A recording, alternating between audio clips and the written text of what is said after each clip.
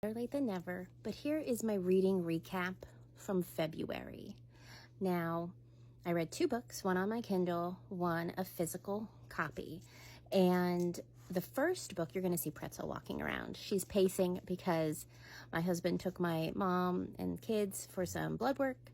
I'm staying home, so she is unhappy they left. But anyway, the first book I read was Out of the Storm by Jodi Headland on my Kindle, and it was an Amazon Prime free read choice that I downloaded on, I have my little notes, on October 7th, 2014.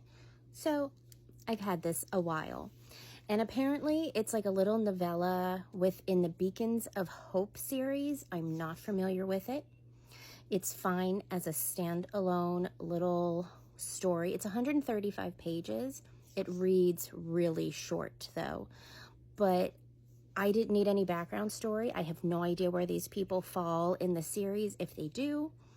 And you don't need to continue on, in my opinion, reading the series to see how they fit in. If you just need a little filler story in between your big, heavy reads, go for this. But I'm not drawn to needing to work my way through the series at all. Again, it was a short read. I read it from February 1st through the 7th, and it's fluffy. There is not much character development or story development. It's very superficial on the layer. You have this young woman who lives with her father in a lighthouse, and he's extremely protective of her. And it takes a while to find out why. And it's one of those reasons where when you find out why, you're kind of like, and? But again, if you put yourself in this time period, I guess it is very, very serious. I mean, it is serious, but in a different way. And this gentleman who, is on a capsized ship comes ashore, and they nurse him back to health, and he is this very, witty, sarcastic ladies' man who, of course, does a 360 when he meets this young woman. And the father is suspicious and doesn't want his daughter to get romantically involved because she is essentially damaged goods, who would want her, etc., etc. But imagine all of that on the surface level. Nothing is really dug into and fleshed out, and that's okay. It didn't need to be. It was annoying sometimes, but honestly, it was just fine as it is.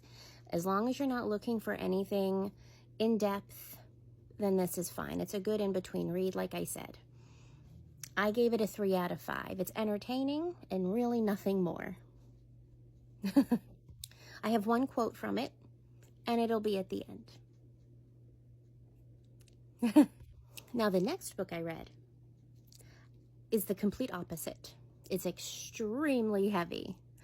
It is not for the faint of heart.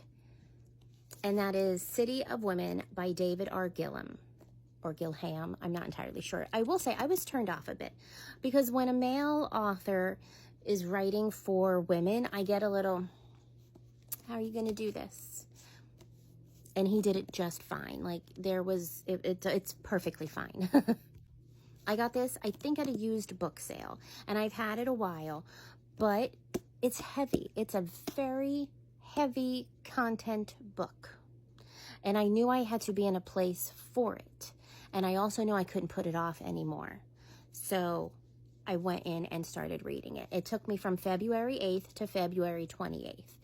There were some lagging moments, but honestly, I read my daily quota of the day, and I would read extra and then be so spent because it is very emotionally draining. I gave it a 4 out of 5 stars. And wrapping up the month of February, this moved its way into my #1 book of the year. And I'm going to read the back of it so that I don't fumble when explaining what this book is about. It is 1943, the height of the Second World War. With many men away at the front, Berlin has become a city of women. On the surface, Sigrid Schroeder is the model German soldier's wife. She goes to work every day, does as much with her rations as she can, and dutifully cares for her meddling mother-in-law, all the while ignoring the horrific immoralities of the regime. But behind this facade is an entirely different Sigrid, a woman of passion who dreams of her former Jewish lover, now lost in the chaos of the war. But Sigrid is not the only one with secrets. She soon finds herself caught between what is right and what is wrong, and what falls somewhere in the shadows between the two. This book is focusing on the terribleness of World War II. And I feel the need to have to kind of choose my words wisely. So there's no shadowing here, shadow banning and whatnot. But because of a certain individual who was running Germany and everything that was happening to certain individuals in Germany, and not just Jewish people, but people who were different in any way possible, because of everything that was happening to them, and then how this entire country was being affected by all of the changes in their life with the rations and, you know, donating your clothing to the front and making sure you're a part of special clubs so that they know that you are diligent in your passion for the country and the regime and all these things, and everyone is suspicious of one another. Friends, they don't exist anymore. If you suspect somebody is doing something sly on the down low that is against what the standards are of Germany, you are reported. Nobody is anybody's friend anymore. Everybody is for themselves so that they can stay safe and have, you know, special doting on them from officers and things like that. It is an extremely intense time. And then you have individuals who know this is wrong and want to do what they can to help right those wrongs in any way that they can.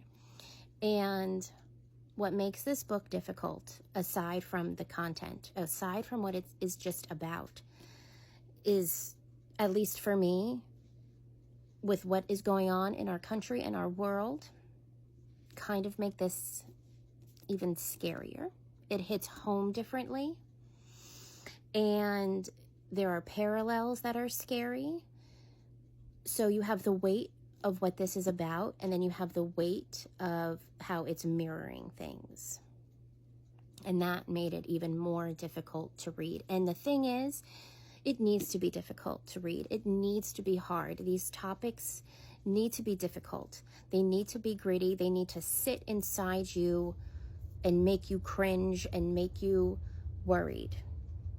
And I think because it did that, it is a job well done.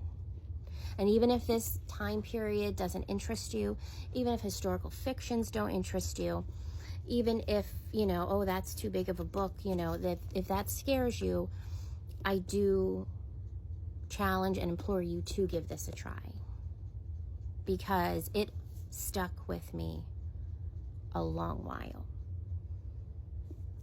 And like I said, I have like little reading quotas a day to make sure that I just stay on top of my reading. And suddenly I found myself way surpassed my daily quota, going, oh my goodness, I need to get my kids up for the day, because it hooked me in and I couldn't stop. And yet I see one quote, and that's not because there's nothing memorable in here, but I was too focused to even say, ooh, that's interesting. Let me get my little sticky tab. I just kept going. So I only have one quote here that you'll see at the end. So you'll see one from my Kindle and one from the book. So that is my wrap up for February. Two very, very different books, two very, very different topics that elicited a very different response from me, but I enjoyed them nonetheless. So until next time, happy reading. Bye.